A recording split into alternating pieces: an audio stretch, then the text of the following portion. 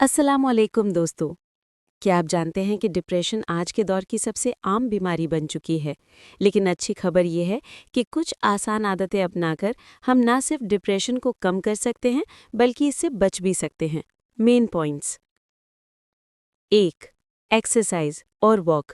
रोज़ाना 20 minute walk या हल्की फुल्की वर्जिश दिमागी सुकून देती है। 2. Healthy diet. सब्जियां, फ्रूट और ड्राई फ्रूट्स मूड को बेहतर बनाते हैं। 3. अच्छी नींद। वक्त पर और मुकम्मल नींद लेना डिप्रेशन कम करने में सबसे ज़्यादा मददगार है। 4. Positive activities. किताब पढ़ना, कुरान की तिलावत या पसंदीदा हॉबी स्ट्रेस को कम करती है। 5. Social connection. दोस्तों और फैमिली के साथ वक्त गुजारना डिप्रेशन को दूर करता है। आउटरो। दोस्तों, अगर आप ये आसान टिप्स अपनी ज़िंदगी में शामिल कर लें तो आप डिप्रेशन को शिकस्त दे सकते हैं। सवाल: आप डिप्रेशन कम करने के लिए कौन सा तरीका अपनाते हैं? कमेंट्स में ज़रूर बताएं।